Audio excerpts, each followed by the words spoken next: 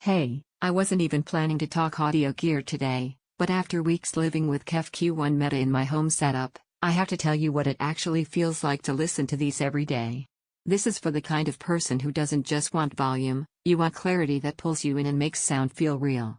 Before you go deeper, take a moment to check the current price and stock, because high-end speakers like this can shift in availability faster than you expect. You know that moment when you put on a favorite track and it sounds flat, distant, or muddy? When you sit down for a movie night and the dialogue feels buried, the ambience feels thin, and you end up turning the volume up just to catch nuance. That's the moment you realize your setup isn't wrong, it's just not alive. That was me before these speakers. From the first listen, everything changed. The sound didn't just get louder, it got clearer, more dimensional. These aren't the boxes that sit under a screen and hope to approximate real sound. They move air in a way that places instruments and voices in space. You don't hear the music so much as feel where it's coming from. There's presence, there's texture, there's a sense of true depth that makes you suddenly aware of how little detail you were getting before. In real life, that means movies feel immersive instead of flat. Dialogue has weight, effects have direction. Music isn't just present, it's expressive, with highs that sparkle and lows that carry warmth without muddiness. Even podcasts and everyday media take on a richness you didn't know you were missing. Once you feel this level of sound quality, weaker speakers start to feel like placeholders you once tolerated without realizing it. Every time you glance at lesser setups, you remember how live this feels, and your brain pulls you right back to these. That's loss aversion at work. Now you feel what you'd be giving up if you settle for anything less.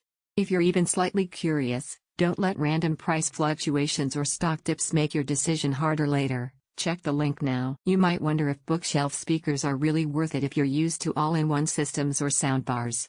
Here's the truth: once sound actually takes shape in your space, when you can hear the distinction between instruments, the breath in a vocalist's phrasing, the quiet footfall in a movie scene, you realize how flat most gear sounds by comparison.